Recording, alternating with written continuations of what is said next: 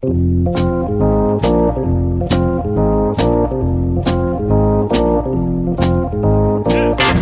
us a little bit about what you saw and being able to relay that message to Cora when you watched Kimbrel pitch and kind of help out so he wasn't tipping his pitches. So tipping pitches, we hear about it all the time. People at home understand what tipping pitches is all about. It's amazing. And that's remarkable. My thumb is twitching today. I don't know if you can see that. Oh, I can see that. Yeah. It's not. I don't know what's happening with that. That's good. I always love when my body just starts doing things it's never done before. We live in intricate sacks of flesh and blood. I was trying not to think about it too much. You think about it really hard. I was thinking about this the other day because I was like, it's so crazy how Stevie, you just bring her out and she just goes to the bathroom. Like she doesn't need to go when she needs to go. And she can always go when you take her. And I'm like, that wouldn't work for me. If somebody had to lead me on a leash to the bathroom and was like, this is your one chance to poop today, I don't think I would be able to do it. But Stevie can do it. And I'm like, well, that's because she eats the same exact food, simple food, every day. And that's exactly what she can process and nothing more, nothing less. And if you gave her what I eat, it would kill her. I think if I had the type of routine that Stevie does, which is mostly sit around the house all day long, and then what's leave. Different from what you do? How's that different from what you do? Well, my point being, I could probably get used to that routine pretty easily. I kind of already do. I have that routine when I go into work. It's like, okay, it's 10 a.m. Time for the first one. The first one? That's an afternoon excursion. We just gotta see. It's mostly just to stretch my legs and get away. That's taking back company time. See, this is what happens when we don't do a Patreon episode for the first time in 3 weeks. We just come out on the regular feed and we start talking like it's a Patreon episode. We're live in the pod right now. Bowel movements. Yep. Okay, we are.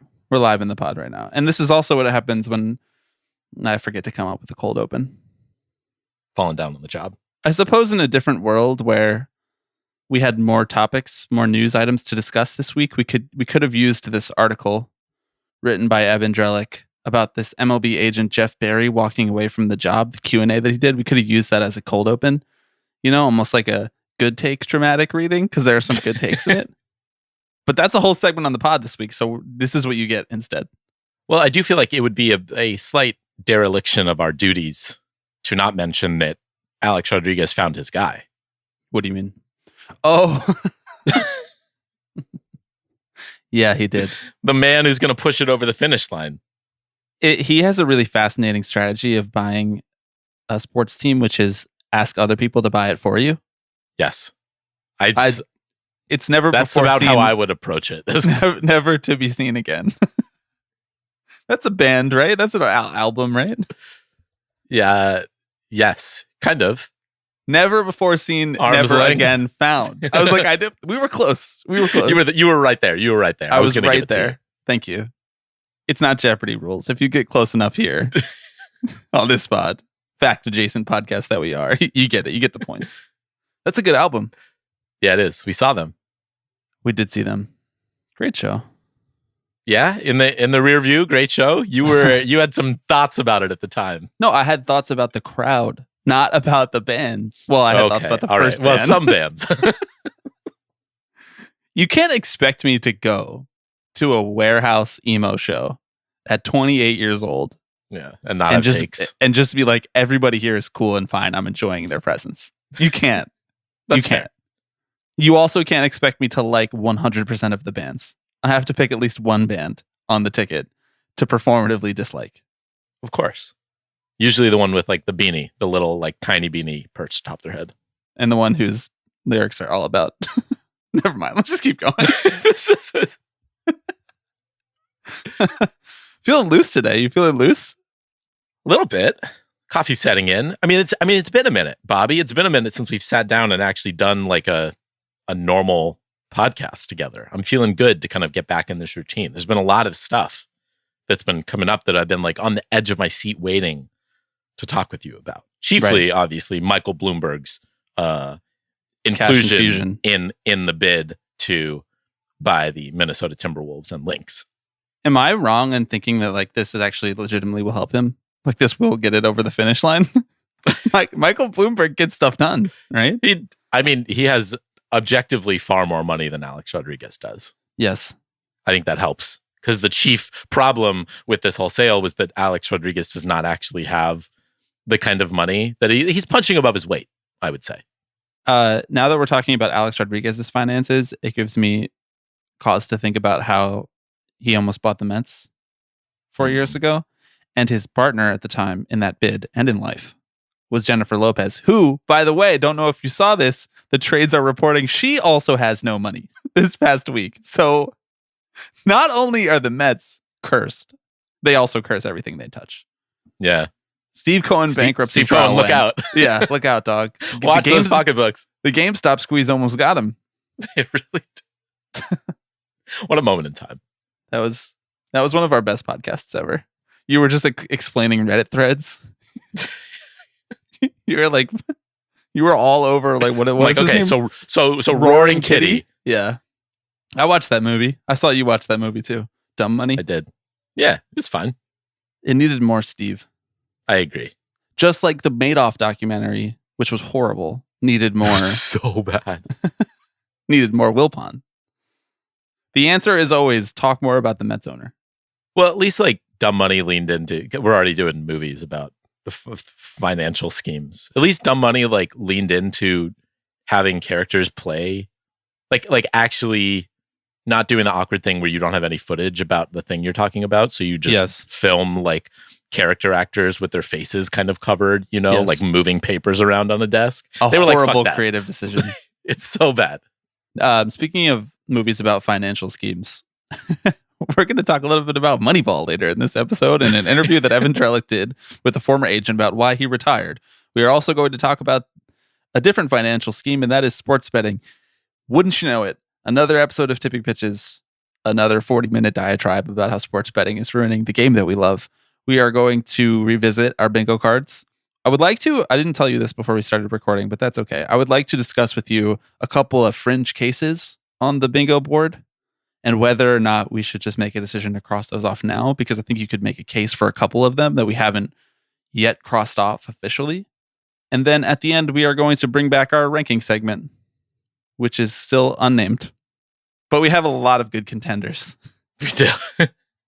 I say we bounce between them week to week. Like Effectively Wild does with their like intro songs. Yeah. That was the face of the man who doesn't listen to Effectively Wild. Yeah, right. Yeah, sure. I guess. If you could say be so. like that.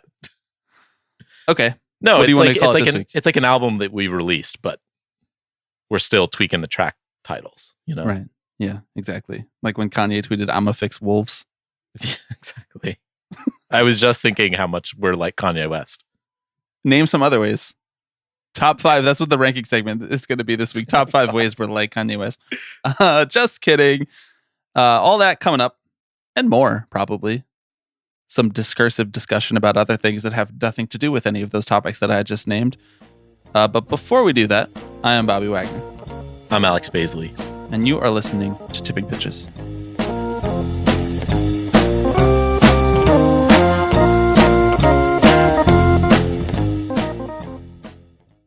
New patrons, Alex. There's more of them. We said come to the Patreon and hear about Alex's trips to London. And people came, and you know what they said? They said that you were way too high on London's public transportation. Multiple people being like, you guys are wrong. Yeah. You guys are wrong. It doesn't work that well. I can only speak to my experience. That's the problem with discourse in America. Sorry that the trains came in 2 minutes, and I was like, wow, that's not bad, huh? I imagine it's probably a little bit different when you live there and you don't just live in all of the touristy places that you're traveling around to. I mean, I'm trying to imagine someone coming to New York and being like, oh my God, this transit system is amazing. It's funny that you say that because while you were in London, I had a friend come and visit me in New York and he said that exact same thing. He was like, I can't believe people are actually on here and it works. He's like, I've never seen this many people on a subway before. I'm like, this is what happens when you actually at one point kind of fund public transit. Right. At one point, like 60 years ago.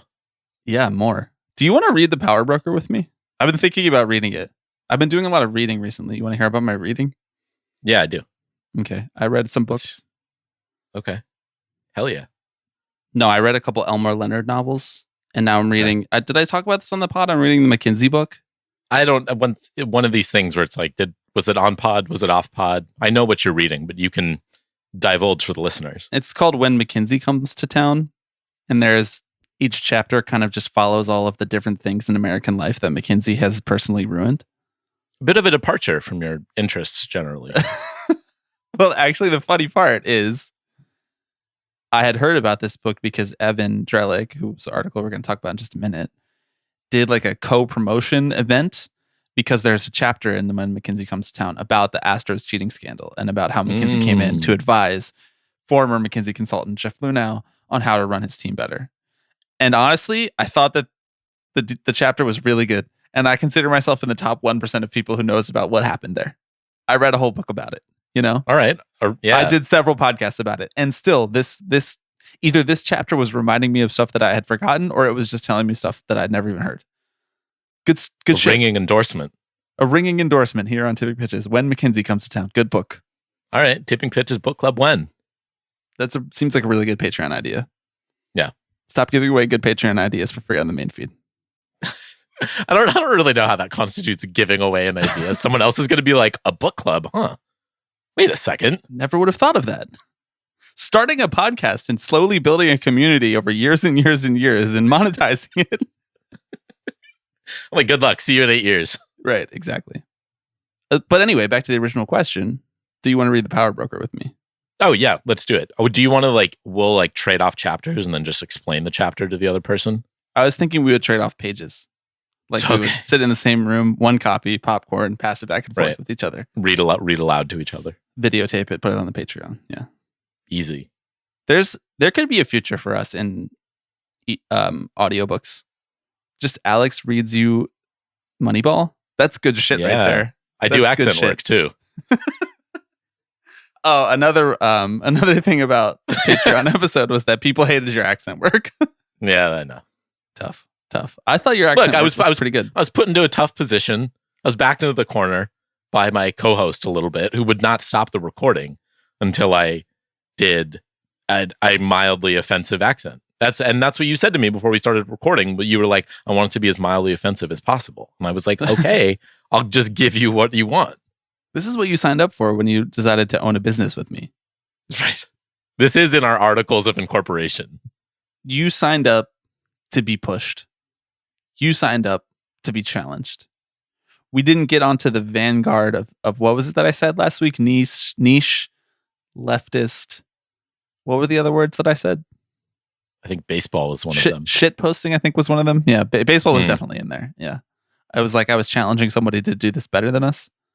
Yeah. Oh, it was product forward, I think, because we were talking a lot about products on the episode. Right. I think I advocated for the inclusion of AI. Yes, you did. AI powered. This podcast is AI powered. I know. No. AI couldn't do this. Come on. Have you seen the discourse about AI in movies in the last couple of days? You're gonna have to direct me to a specific strain of discourse. And some indie film director put up a still image from a movie that she had, I think, made or directed or whatever using AI only, using Sora. You know Sora, right? Yeah. And it looks bad. And she was like, "You got to get on the wave. Say whatever you want. Get on the wave, though, because we gotta get in there now. Otherwise, other people are going to take up this space." I think we're just giving these people too much oxygen. You know, I would not try and argue with someone who said that Minecraft is the future of architecture. You know, I would probably just recognize I'm dealing with a child and continue going about my day. You know, I'd be like, okay, bud, have fun with that. That's so cool. We should put that on the fridge. I think we're engaging in it with too much good faith. But it's a fine line, though, because you don't want to take away people's ability to dunk, because that's cathartic. That's true. And I think it's mostly just people. It's a time-honored tradition. Yeah. It is. But in this algorithmic world that AI has created, what's the difference between dunking and engaging? A view's a view. A view is a view. I honestly thought I was going to be able to think of a transition to the MLB Umpires Association, and I couldn't. So here we are, non sequitur. Alex, we did it. We finally did it. In many ways. Oh, I was going to share the new patrons. That was like 12 minutes ago. Thank you to our new patrons this week. Joseph, Eben, Theo, and Hannah. That's how we got down that rabbit hole when we started talking about your accent work. Mm-hmm. Those new patrons, they must know that we have a bingo card.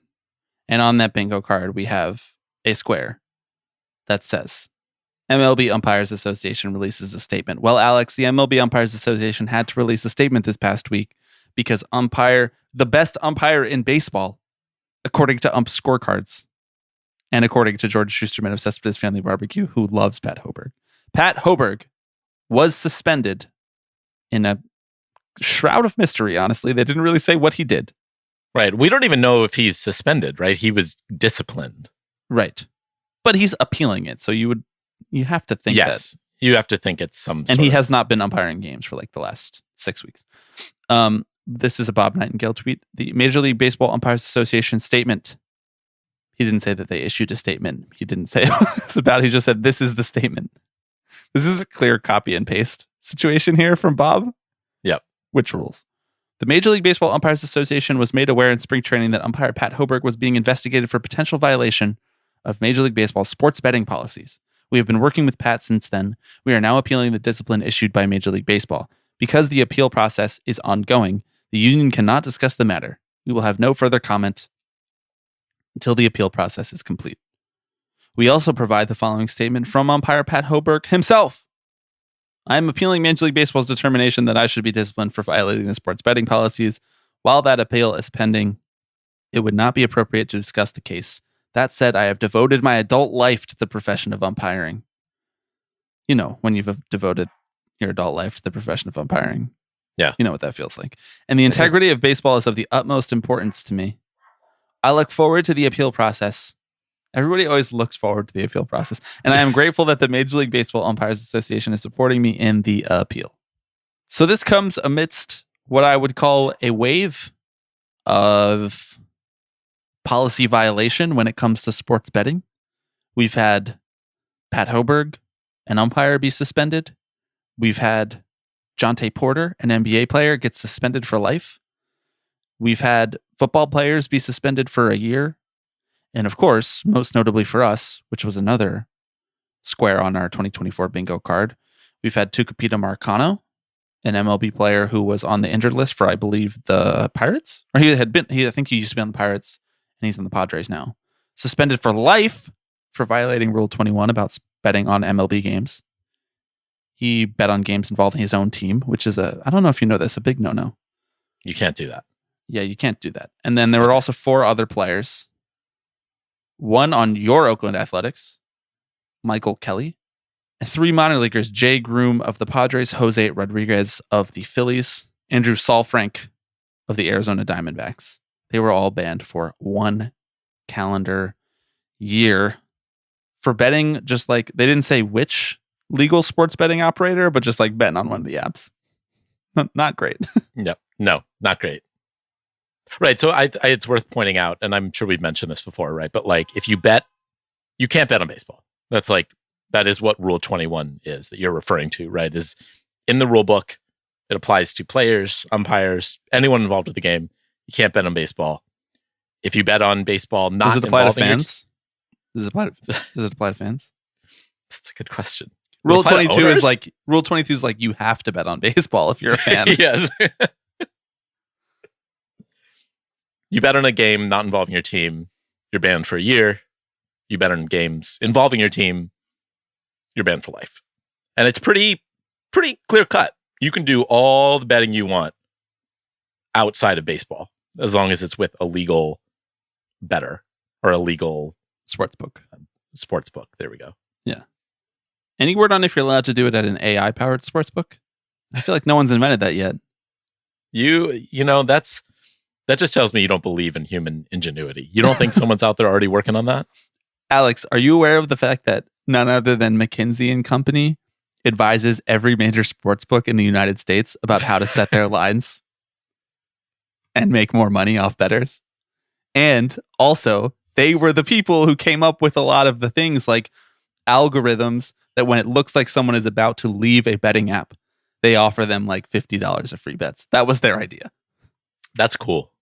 Just so you know who we're working with here. I think that's good. That's healthy, generally speaking. Right, exactly. Well, they had a lot of experience because they did that same thing with opioids.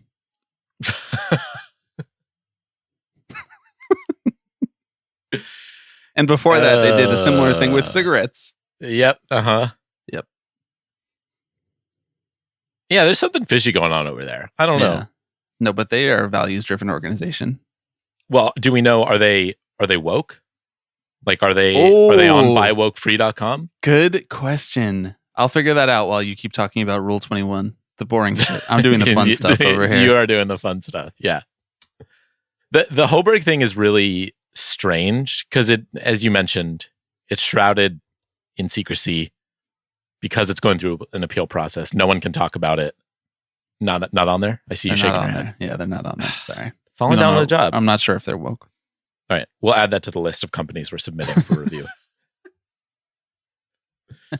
The header image on Buy Woke Free is Apple. It's just the Apple logo. Incredible Fascinating. Shit. Incredible shit. The fact that he was disciplined suggests that he did bet in some regard on baseball. But it's also worth noting, I'm talking about Pat. Yes. Yeah.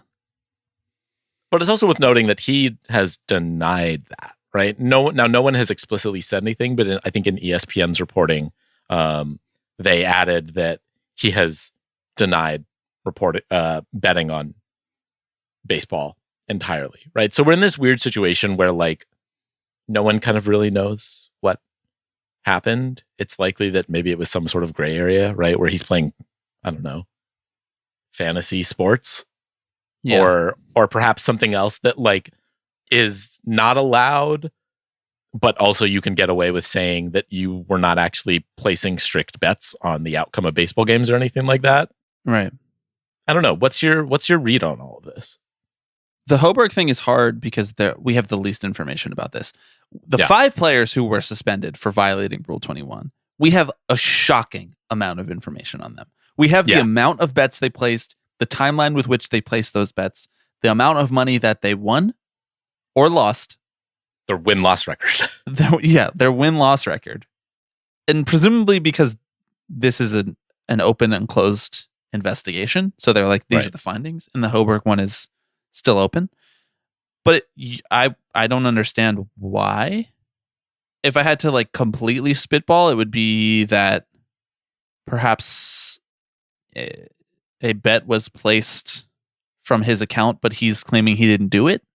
You know, like if he has some sort of like shared account with his wife or his brother or something like that. Or if perhaps he bet on something that wasn't in any way related to organized baseball, but it was still flagged as baseball or something, and he's claiming that it was mischaracterized, I guess. Right.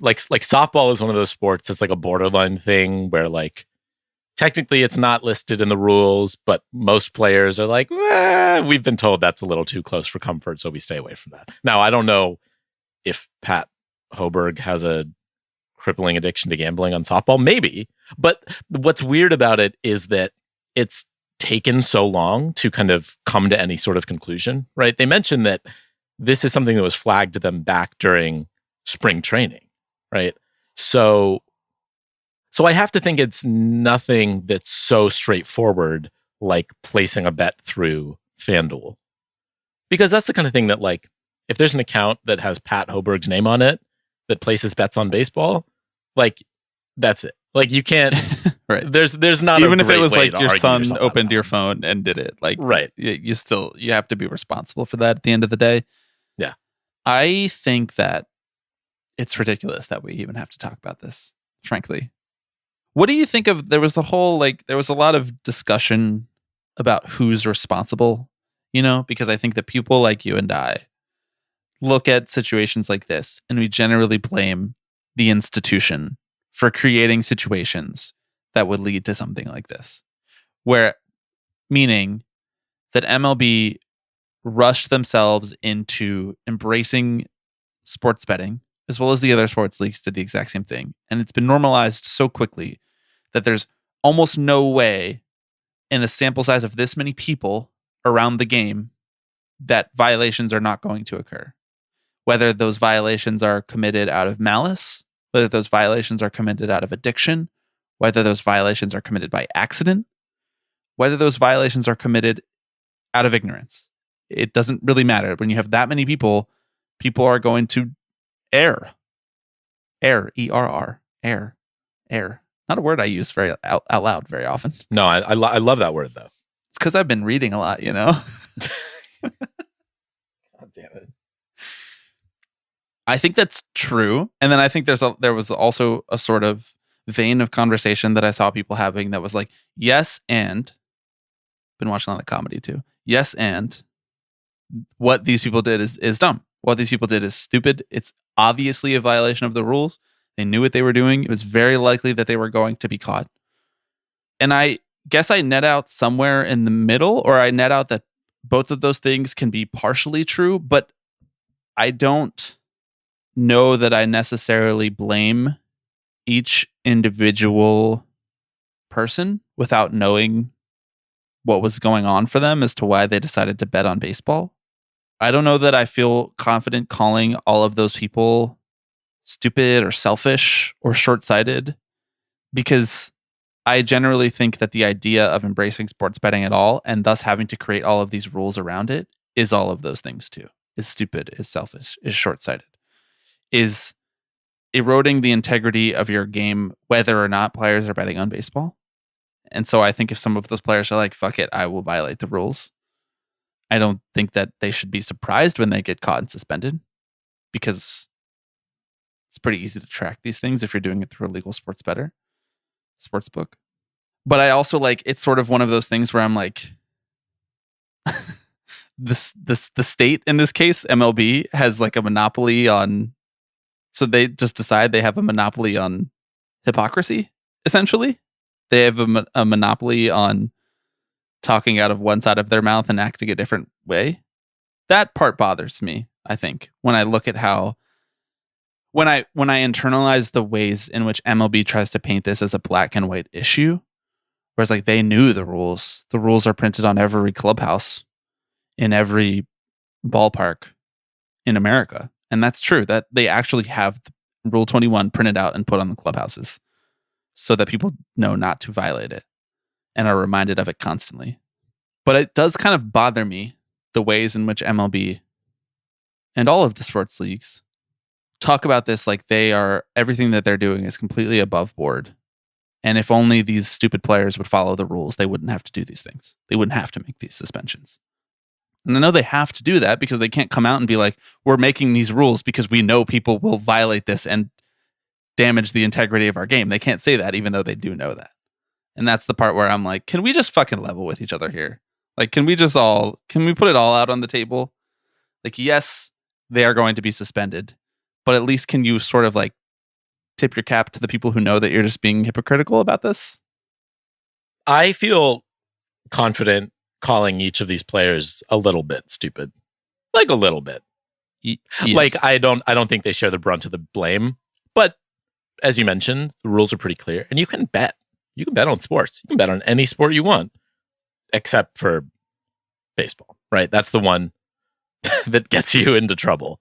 So if you want your March Madness pool, or you want to parlay the Ravens and the Falcons, I don't know. Would you ever do that? Yeah, you could. You could do that. You could definitely get paid a lot of money. Parlays are a scam, by the way. Don't do parlays. Tell that to Marcano, who almost all of his bets were parlays, and he lost almost all of it. He won what, like 3% of his bets, and spent more than like $100,000.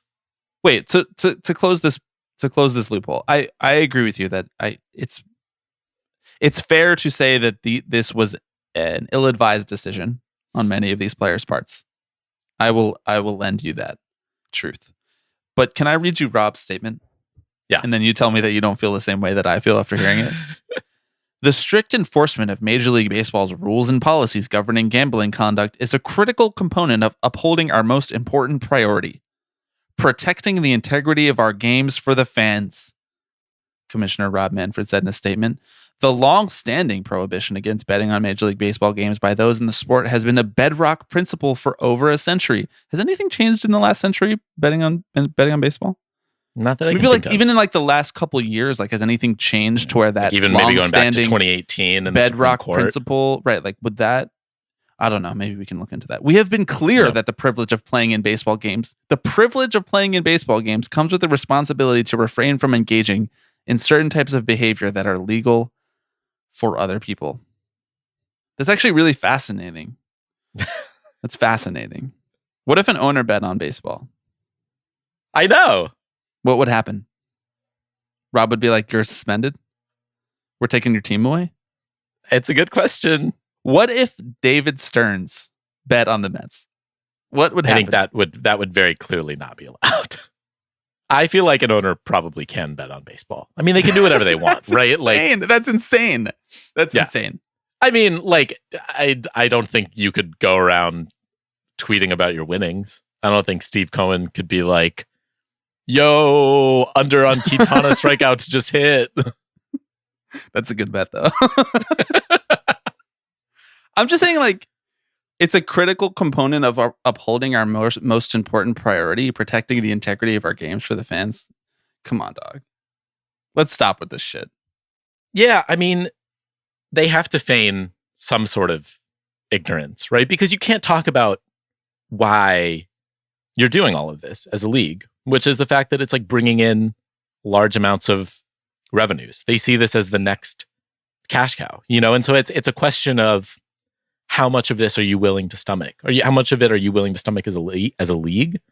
And how much do you think the public is willing to stomach? I think if you asked anyone, they would probably tell you that there would be some level of quote unquote like growing pains as they implement this and players figure out what the rules are and where the lines are.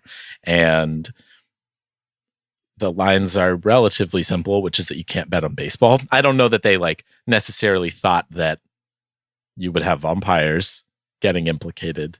But why? Why wouldn't umpires get implicated in this? That's a good question. It's not like I look at umpires and I'm like, here is a population of human beings that have such high integrity that they would never do anything to compromise anything.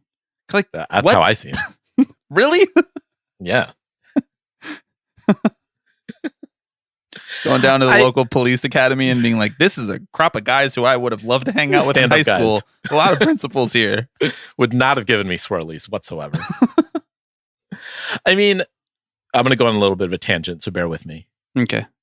There was this private investment firm, Arctos, who collaborated with the business school at the University of Michigan to create this Ross Arctos sports franchise index, which basically is an aggregate index of the value and performance of North American sports franchises over like the last 60 plus years, right? It's basically like one number that says this is how much sort of you're getting a return on your investment in sports teams over time and how it compares against more traditional investments.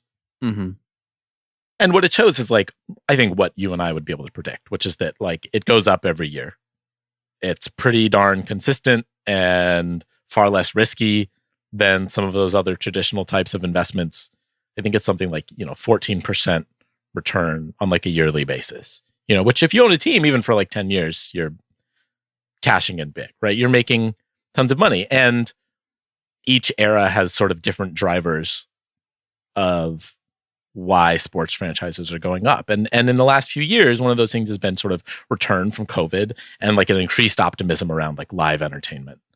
And I do think that sports owners view some of that quote unquote increased optimism as being driven due to sports betting, right? I mean, these are reasons for potential fans, in theory, to tune into your game who may not have otherwise, right? And then on Bloomberg's Business of Sports podcast this past week, Mark A. Tanasio, owner of the Milwaukee Brewers, was on and was asked about this index and kind of gave like a general answer, which is like, yeah, these are good investments. Like you see growth over time, which never mind what that does to Rob Manfred's whole argument about risk in the stock market and whatever. But his more interesting quote was work, you mean? Yes, exactly. The one I have tattooed on my forehead. But his more interesting quote was about sports betting, right? And where he's like, from afar, the ability to follow games in the NFL starts, frankly, as much with fantasy and people playing in fantasy leagues with each other and then moving on to betting. And it brings interest in our league as well.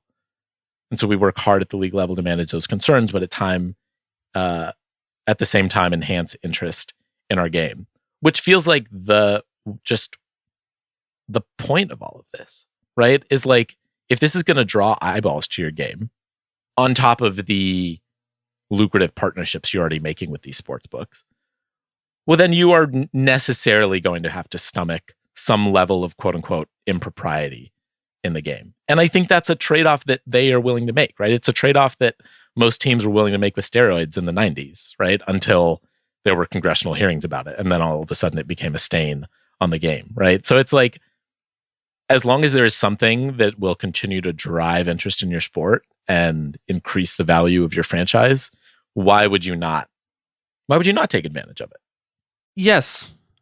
I see the argument. I don't say that to be like pro taking advantage of it, right? But like, I guess I wonder, I'm dubious of that argument because I don't know that it's really convenient for them to say that. Absolutely. Like, it's convenient for them to make the argument that sports betting is making new fans. Nobody who comes into the game via the avenue of betting on baseball is there for the reasons we want them to be there. No. Those are the people who are in the ballpark like, I will kill your family if you do not cash my parlay. Yep. That's the type of person that comes in there and is like, I got into baseball because of this. And by the way, betting on baseball is fucking stupid. Betting on baseball is dumb. It's one of the dumbest sports in the world. It's so dumb. I know. That's why we love it. It's really dumb. It's so unpredictable. And betting on baseball games is bad. I'm sure that there are people who bet on baseball games for fun, who already love baseball. Maybe even some who listen to this podcast and they're probably like, you guys are always fucking talking about this constantly. Give it a rest. Our hands are forced. Our hands are forced. And I'm also sure of the fact that professional sports gamblers have been able to find efficiencies in the baseball betting market to make money off of. But these are not the people that we're talking about. These are not the class of people that we're talking about. We're talking about the people who are coming in and who are the according to Mark Attanasio and the other owners and Rob Manfred, it is drumming up their interest in the sport. Is it? Do I need to watch a baseball game and appreciate the human beings who created that baseball game to be able to look in my DraftKings app and see if my parlay cashed? No, you're creating people who are interested in the arcade games that you're building inside of your sport. And I mean, how many times have we come on here and said that that's not actual fandom? That's not what fandom is. You're not creating baseball fans. And guess what you have to do to continue to cash that 14% every year? You have to have fans.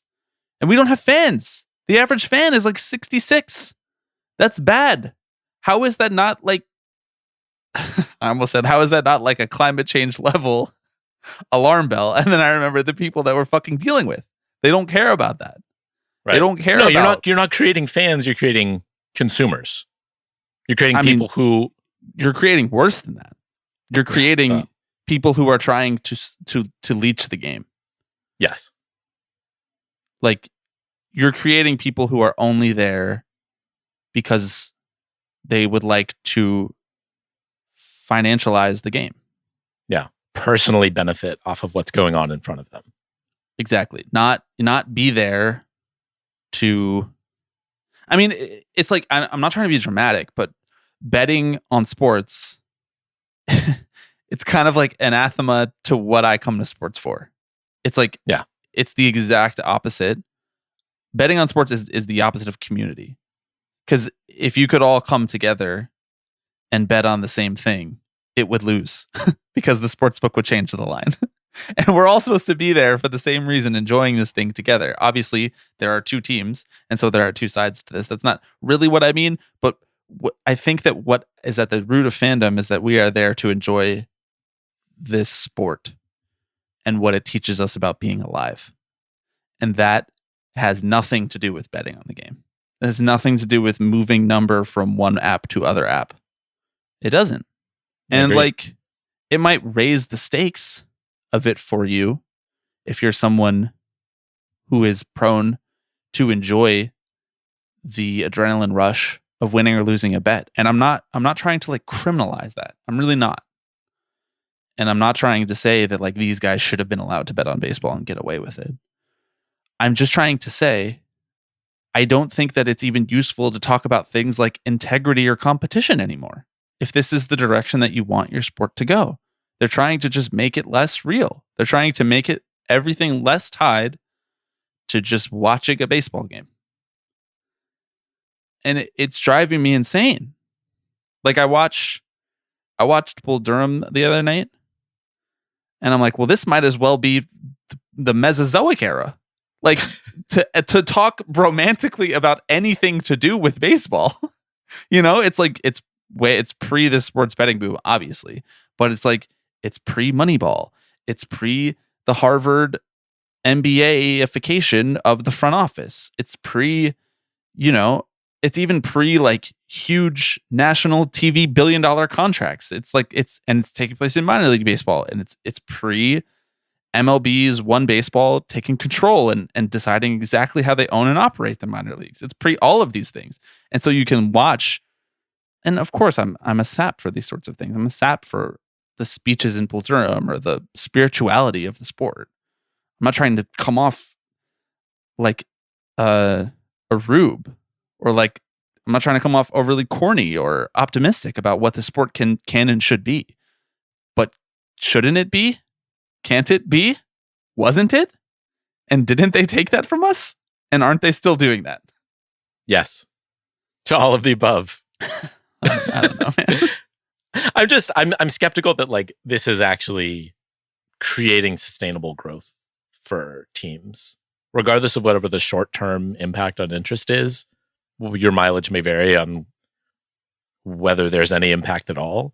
But I think like you reach a ceiling at some point. You have reached all the people who are going to bet on sports games. And like, it feels like we're reaching that point. Everyone knows the overexposure is here, right? And so are you convincing more and more of those people year over year to come and watch your sport? Or are you largely relying on a sliver of that class, the people who are most in on gambling and are willing to subsidize these deals you're making with the sports books, right? Which is like, I don't know what's worse. Convince more and more fans to gamble, or just rely on one subsection. I don't know. I feel like there's this, it's like the same way we look at AI, right? Where it's like, we could have infinite growth. And it's like, yeah, but like, what if we don't? Yeah, why do we need that? Then what? And why do we need that? Yes. But also, like, you're hitching so much of your sport's future to this boat. I don't know. I heard diversifying revenue streams was like a business. Isn't that a business idea, right? Something about eggs in a basket. Like, I wonder when and how. And I realize that much of this podcast is pulling our hair out about this exact question I'm about to ask. But I wonder when and how baseball went from being a big tent entertainment product, a sport that's supposed to be supposedly like for everyone. You got a ball and a glove and a field and a bat, and you can play baseball. I wonder when it went from being that to being a series of increasingly smaller tents stuffed with cash. I don't have the answer to that. But every single thing that they claim will drum up interest in the sport is just another small tent stuffed with cash. And I'm like, that's what I mean when I say that it's incredibly convenient, the way that they talk about these things that are making them rich in the short term.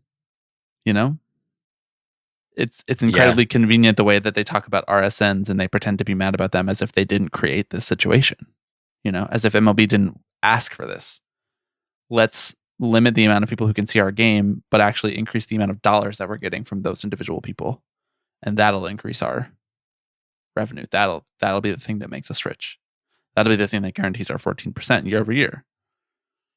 We had this whole conversation, and we haven't even gone into my like, I haven't even asked you to put the tinfoil on your head and be like, MLB knew these players were out of the game anyway, and they asked them to bet on games so that they could have some low-hanging fruit to suspend people to make people think that they are enforcing it for the sake of integrity. Saw some All of those guys, takes. Saw some of those things scapegoats. flying around. Yeah. Tucupita Marcano is the Lee Harvey Oswald of Major League Baseball's Rule 21. I'm sorry. Even Ipe didn't bet on baseball. Like, that man was siphoning millions of dollars away from the sport's biggest star and was like, yeah, but that feels a little too close for comfort. Oh, man. What a mess this has been. I'm not enjoying it. Do you want to talk about this agent article now? Yeah, sure. Yeah, why not? Okay. Why don't you take the ropes while I just spiral over here? This is an article in The Athletic, a Q&A by Evan Drellick with former agent Jeff Berry, who was a big CAA agent who represented the likes of Buster Posey and Josh Hader and JT Trey Turner, JT Realmuto, Mark Burley, some real guys, some big name guys.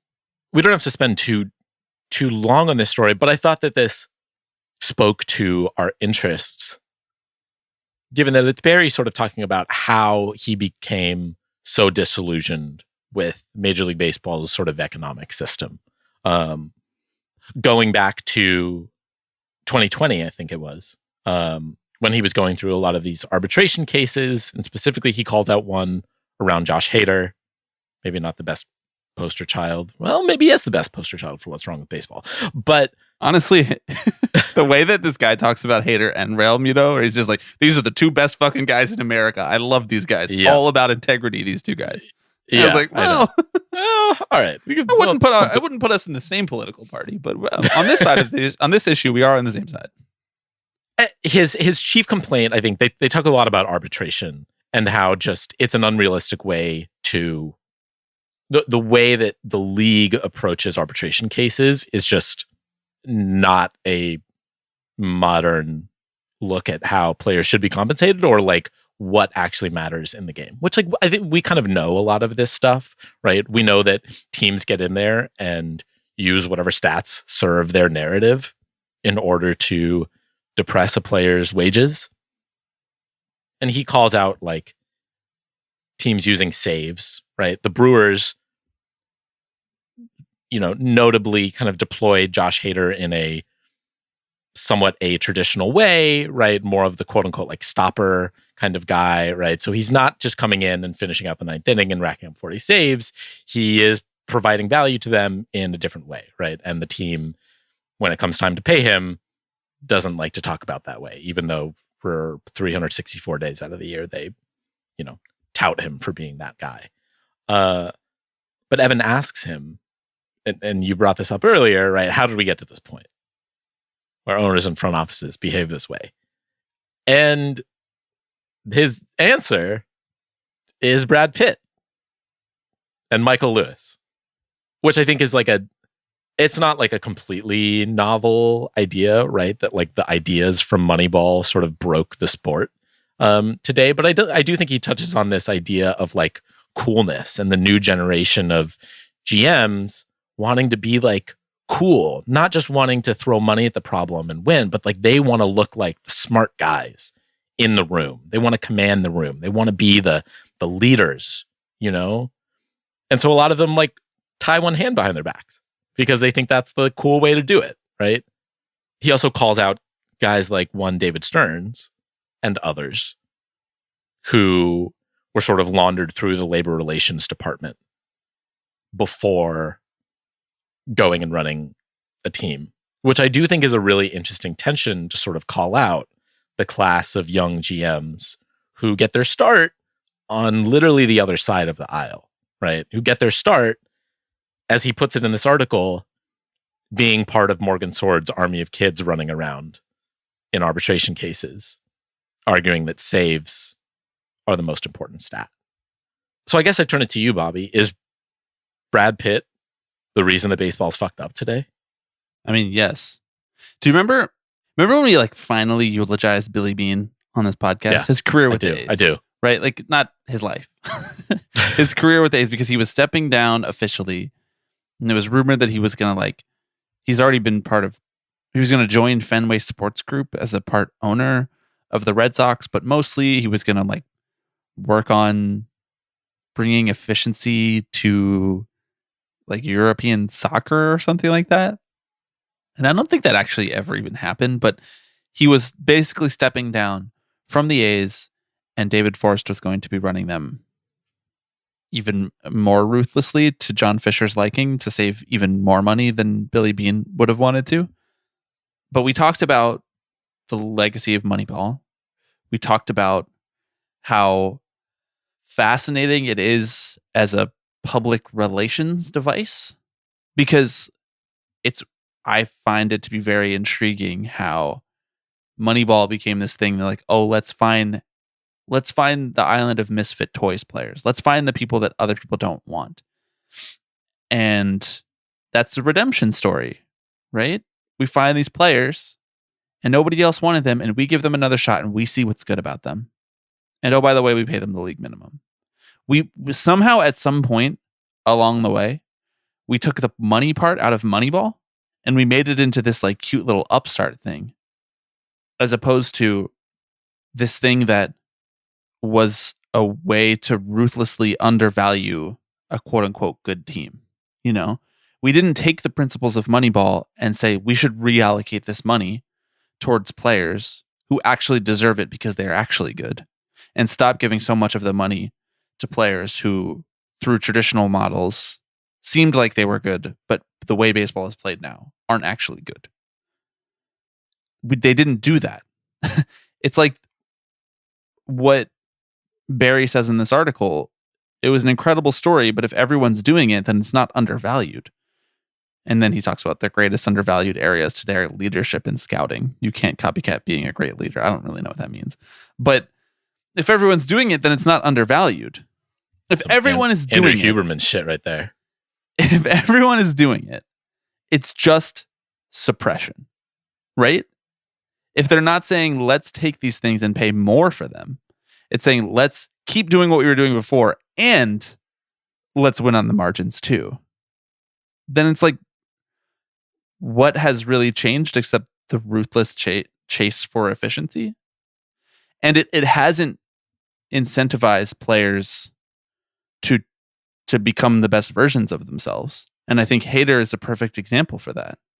It didn't incentivize him to keep being this fireman for the Brewers, being used so interestingly like he was in his career, where it's like, okay, if we have a high leverage situation, Craig Counsell has full power to be able to bring him in whenever he needs to.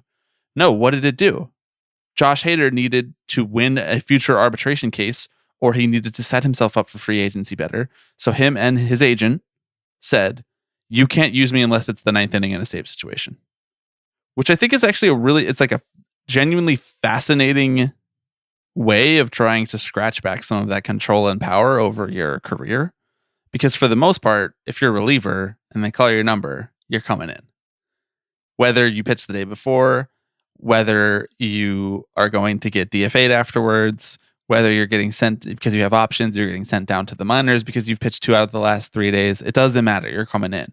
But Josh Hader had a lot of control because he was the Brewers' best reliever. And why did we have to do that?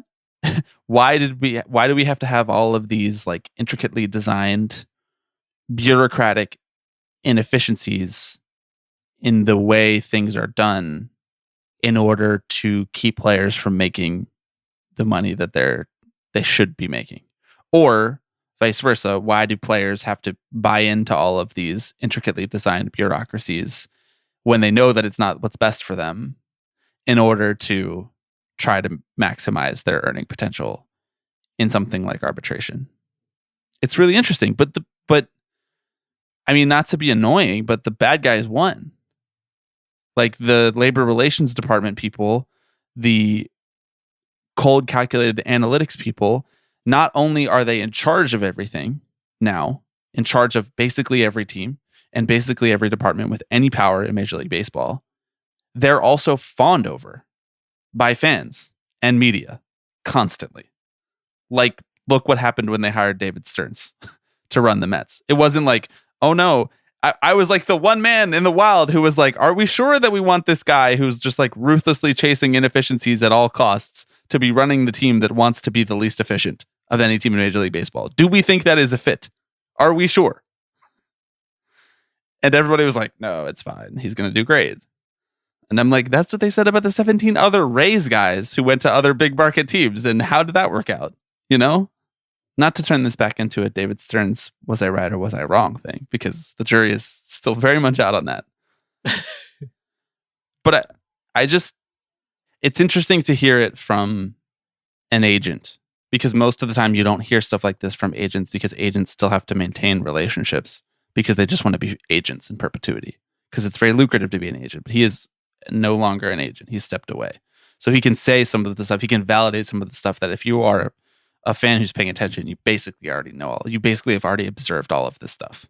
And players have more or less said it to you. Like players have already come out and said this stuff about arbitration. You learn in this column, or at least I learned in this column, that he is the source of the leak about the arbitration belt that the Labor Relations Department was giving out. Fucking legendary a few years stuff. ago. Legendary stuff. I mean, if he had only done that and done nothing else, I would have been like, Jeff Berry, come on the pod. Like, no doubt. Televised arbitration. What do you think? He brings this up, or actually, nobody would watch that except us. I know. I'm saying, like, I don't even. They're like one of those YouTube lives, but just the number in the bottom right corner is just it's two. 2. Sometimes it might be 1 if we're in the same place. Right, exactly. I don't know. I'm on board. I'm curious. Is it going to do anything to increase transparency in the process and increase the good faith with which both sides come to the table? I don't know. But I'd watch it. I would definitely watch it. I would just be ripping those. Look, if you're interested in arbitration and hearing about what actually happens there, and you haven't listened to our CBA ABCs episode that we did from the lockout with Jerry Blevins, I just highly encourage you to go check that out, because Jerry was like, yeah, it was total bullshit.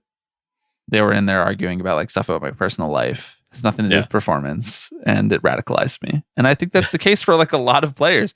You could argue that that's what happened to Chris Bryant, is he got radicalized by arbitration and service time manipulation, and he signed a lucrative contract and decided, I'm going to quit, but still cash my check. Uh-huh. I don't know if that's true. I don't know if that's true, but if it is, he's one of my favorite players ever. Okay, can we do a quick check-in on our bingo card?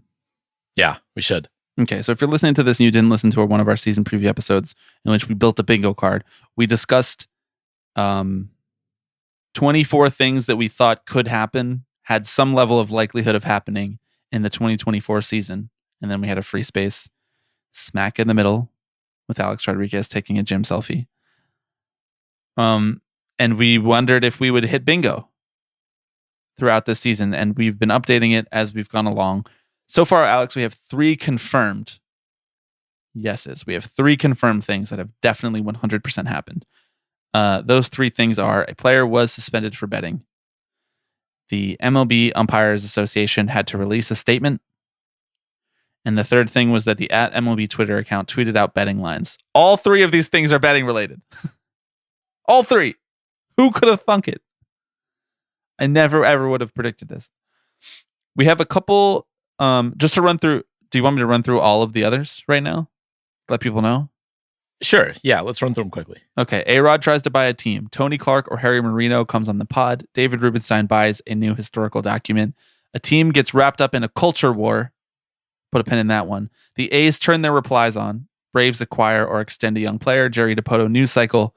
MLB releases a new way to engage with the game. I have some questions about that. Juice ball controversy. Pin in that one. LeBron tweets about Shohei Ohtani. Bets Ohtani Freeman go back to back to back. There's a Prestige magazine profile of an owner. The MLBPA files a grievance, Dave Kaval resignation.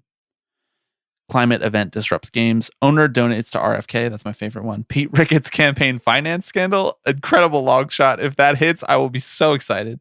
Sitting politician gets booed at a game. A team gets sold.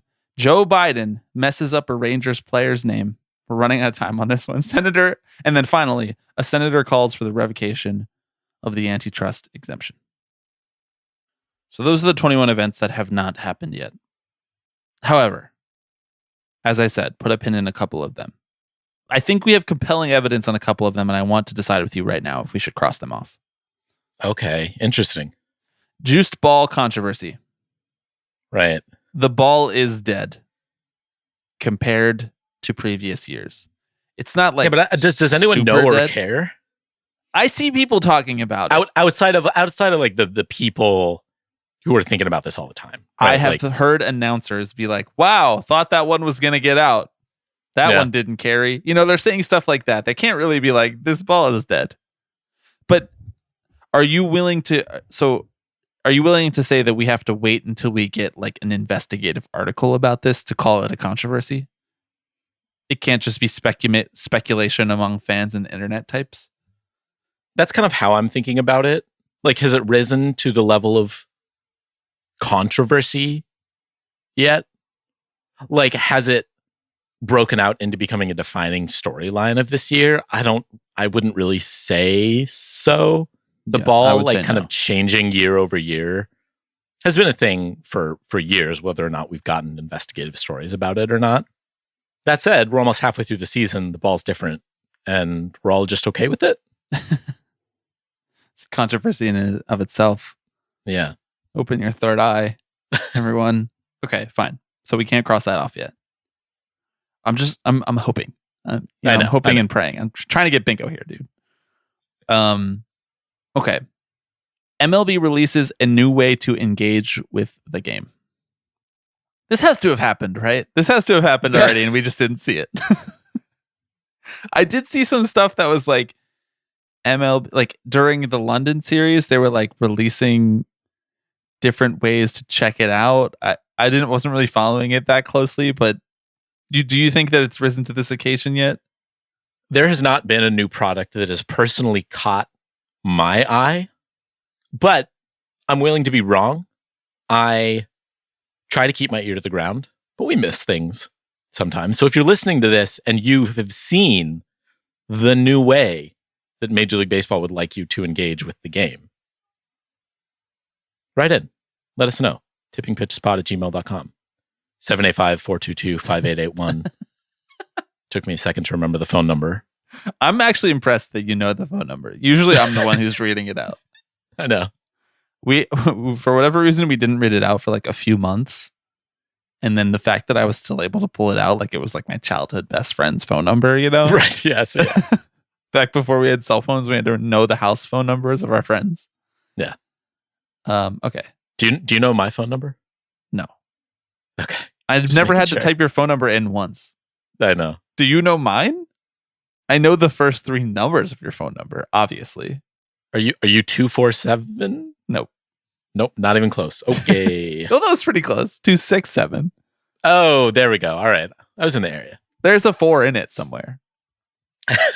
You just call the operator and you tell them that. You're like, there's a 4 in it, and then the first 3 are 267. I don't know. I can do a little impression of him if you want. I can do an impression.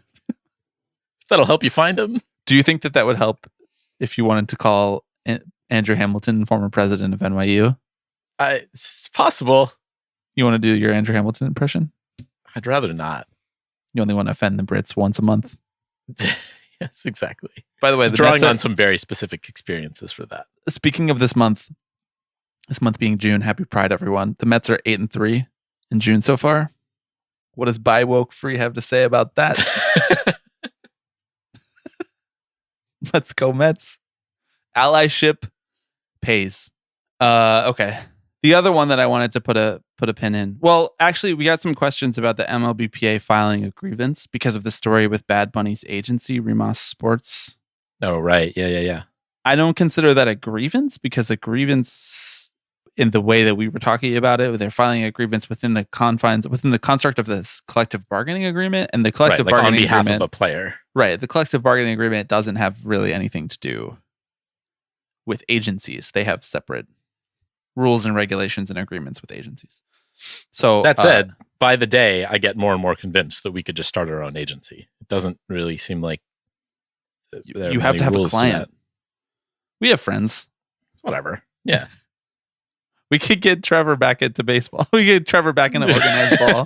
Unretire Trevor Hildenberger. Just tapping all the now retired baseball players who have come on the podcast. What's Fucking up, Jerry? Doolittle's already employed, bro.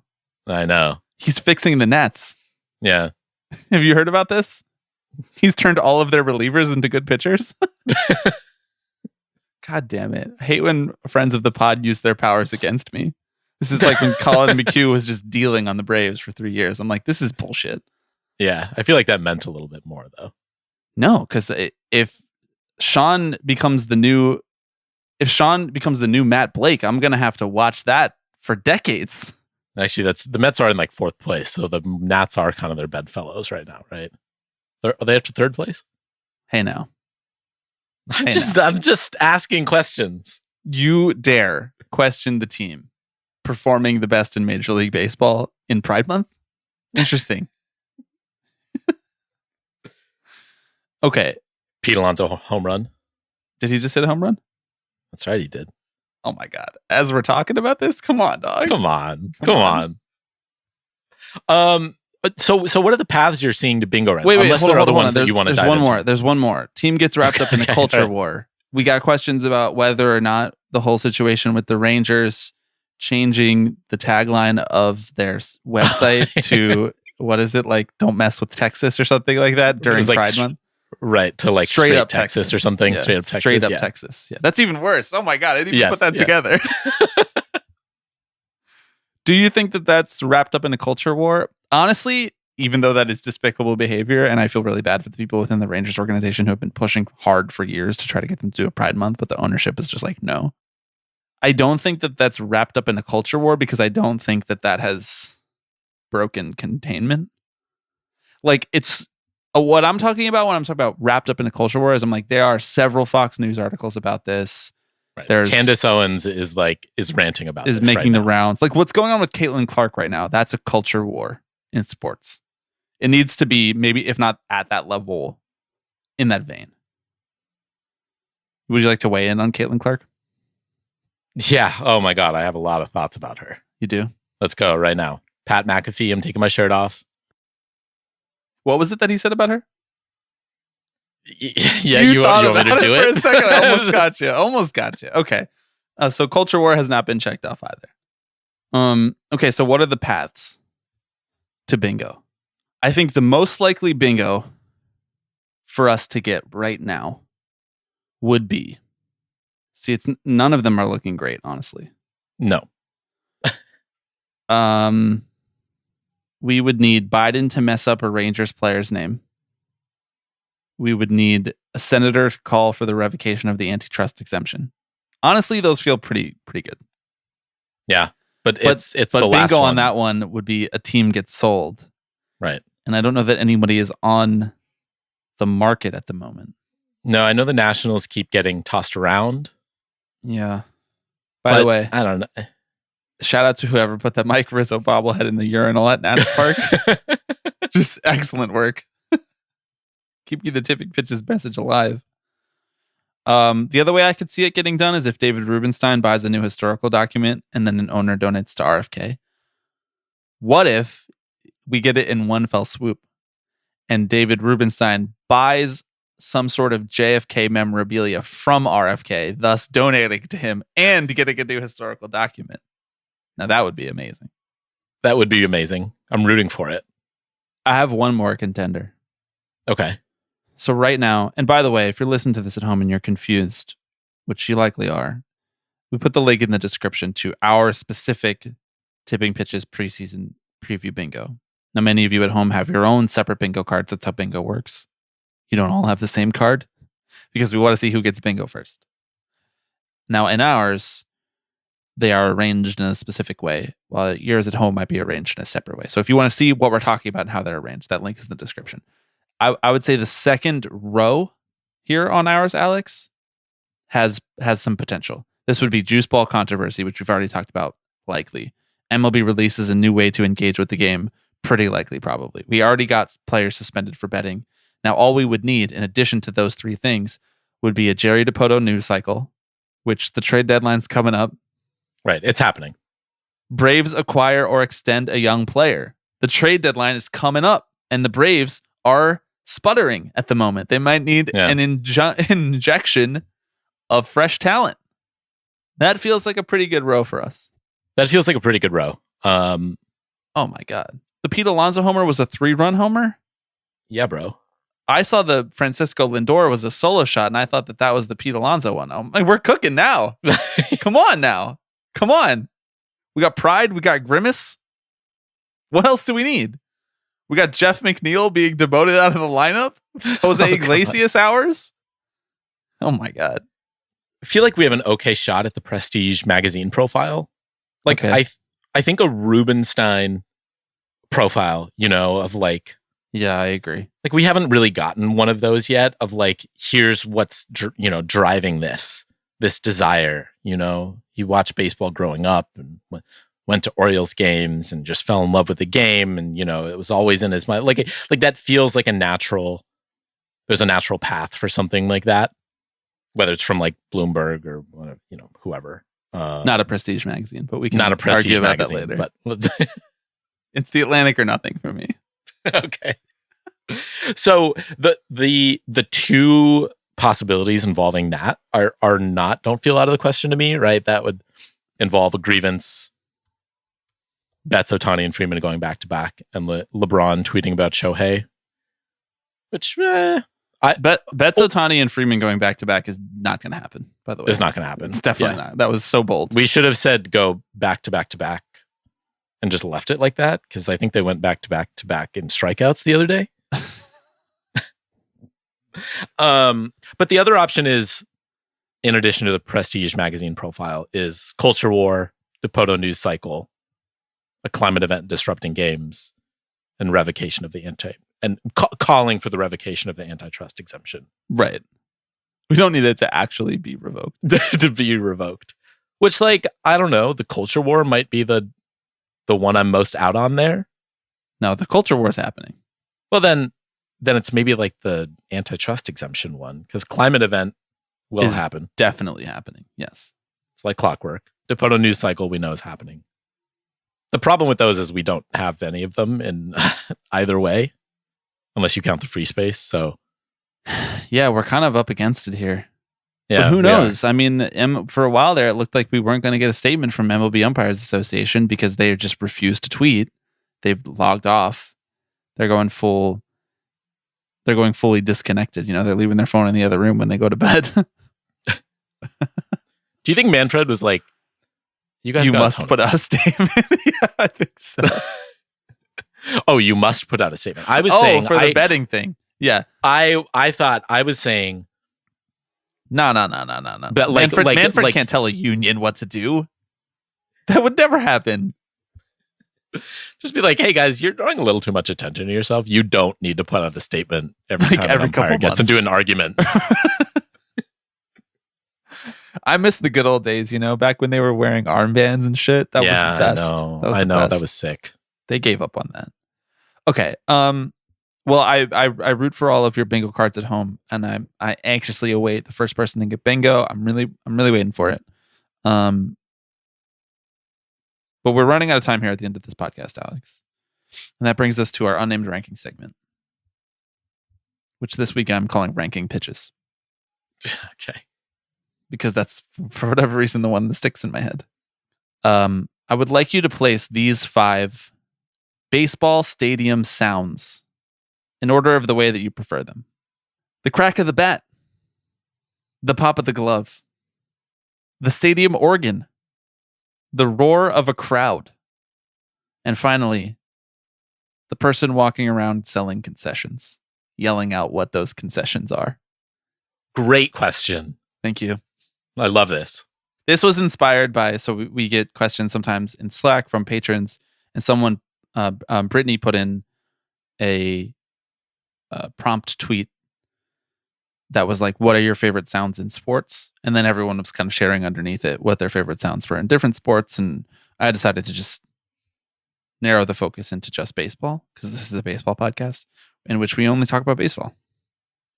Nothing else. No swoosh of the net here, ladies and germs. You know what the best sound in all of sports is, actually? It's that fucking that fucking horn that they blow after you score a goal in hockey that scares the shit out of everybody. That is awesome. That actually is cool. Hockey's the best, bro. I know. can't wait to start a niche leftist product-oriented shitposting hockey podcast. Yeah. That's going to be an easy sport to get into. Bauman's going to be so mad at us if we do that without him. I know. Which is reason enough for me to want to do it. To want to do it. Right. Okay. Crack of the bat, pop of the glove, stadium organ, roar of the crowd, concession seller. Yes.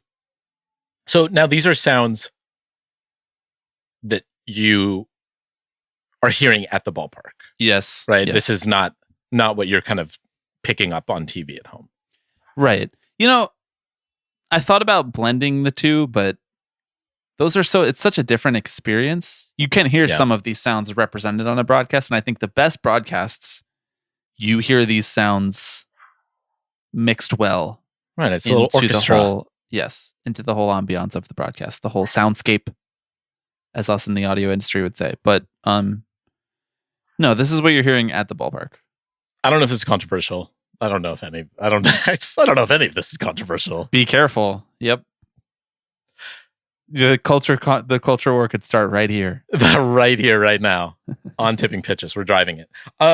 So last, I'm going to put the pop of the glove. Oh my God. This is so wrong. Which I say mostly because it is the sound that is least evident to me at a baseball game. I think it is the least distinguishable of all of these sounds. Yeah, it is the sound that you have to be closest to hear. Right. Which I don't know what seats you're buying. I'm not the seated same close ones enough you're to- buying. We sit next to you. I'm just talking about like you've been a baseball player for at least like 14 years of your life. You know what this sounds like. I'm furious. Okay. I'm Good. furious. You should be. You should be. Great. What's fourth? The crack of the fucking bat? What's number one? The vendors calling out for beer? Shameful. Shameful. I'm gonna go concessions sellers next at 4. Okay. But they're so good, you know. Some of them are so talented. I wanted to give them respect by putting them on this list. They are good, and frankly, maybe they're only down so low because I think they are a dying breed. You know, they're being replaced by fucking DoorDash.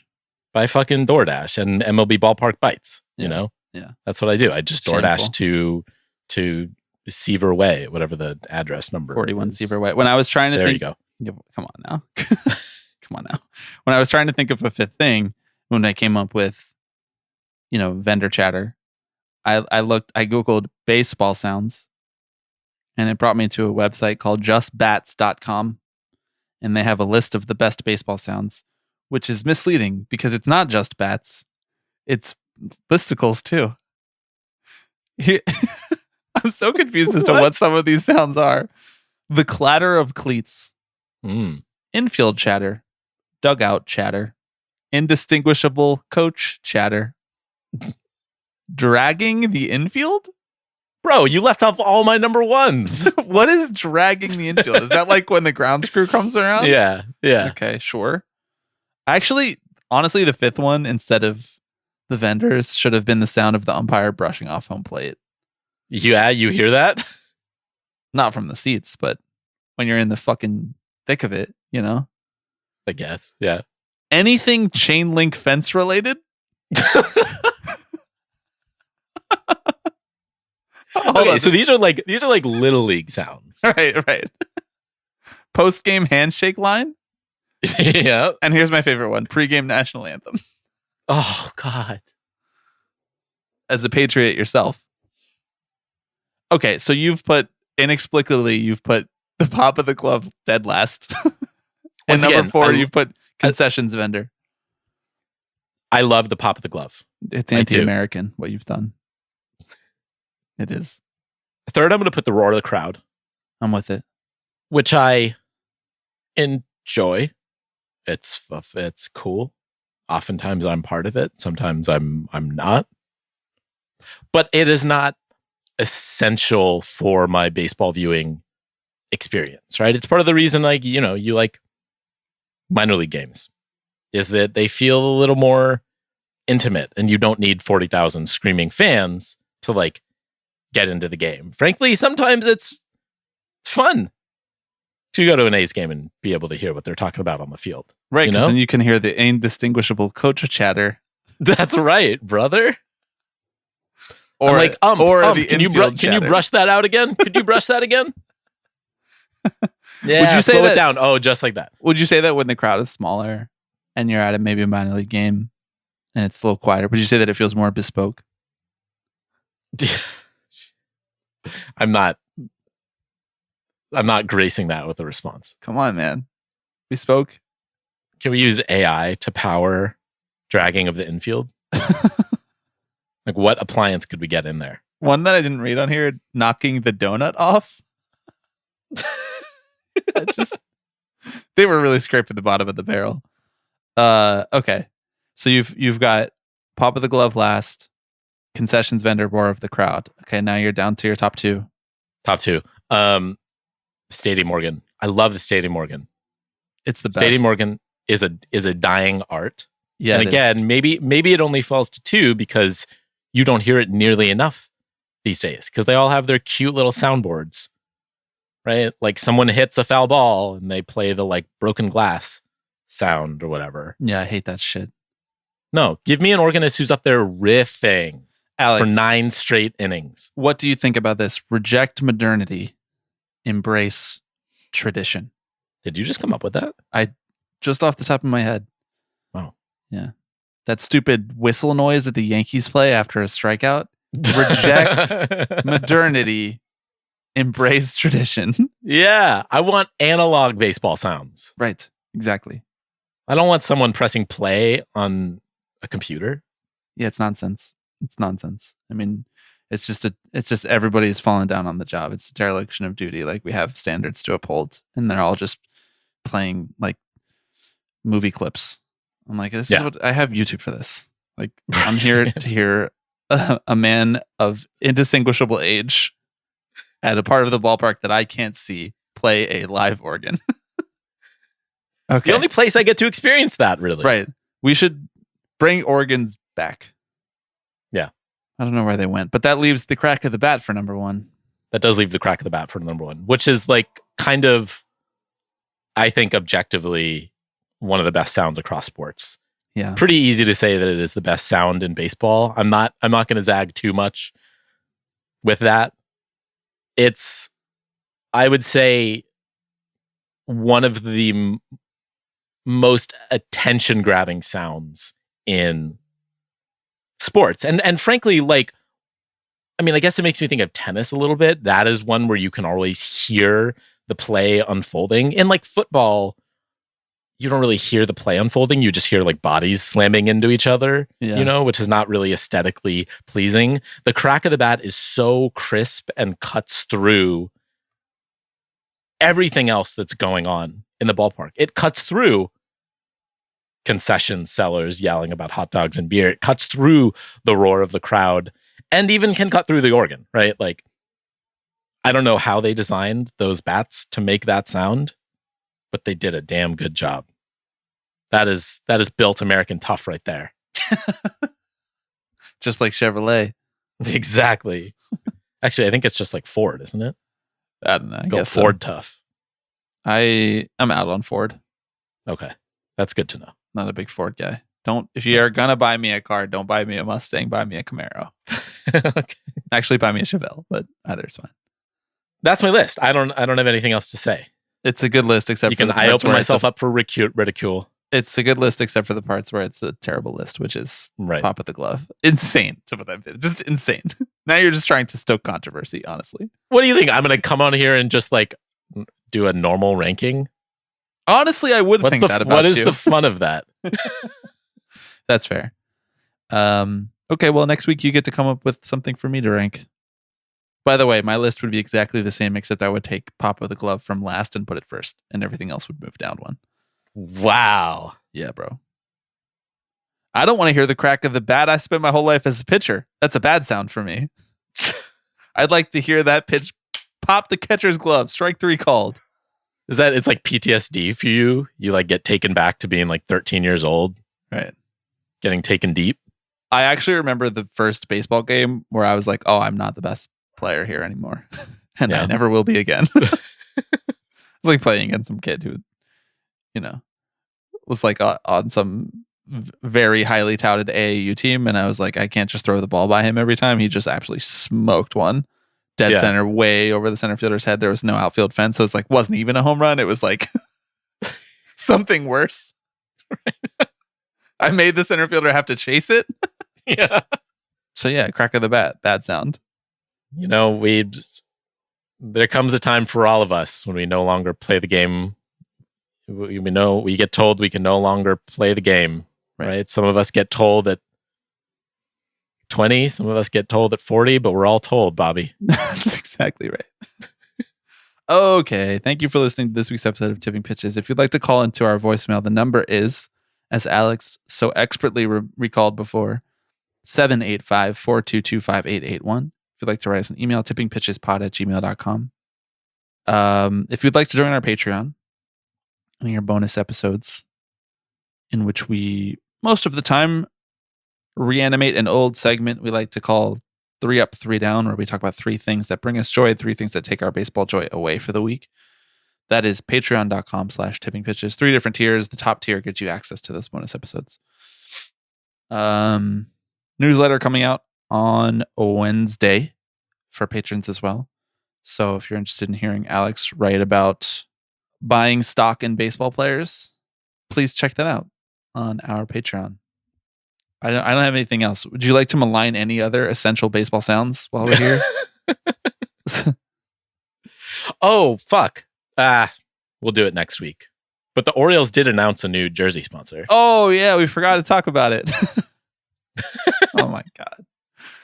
Oh, it's just too packed. It's been so long. It's not going anywhere, It's not on going the jersey. anywhere. It's on the jersey. What was the sponsor? It's the T. Rowe Price. Mm-hmm. Ooh, early returns not good.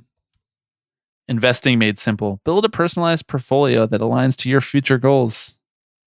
Okay, well we'll slot that amongst our most evil jerseys sponsor rankings next week on the podcast. So please tune in and thank you for listening. We'll talk to you next week. Hello, everybody. I'm Alex Rodriguez. Tipping Pitches. Tipping Pitches. This is the one that I love the most. Tipping Pitches. So we'll see you next week.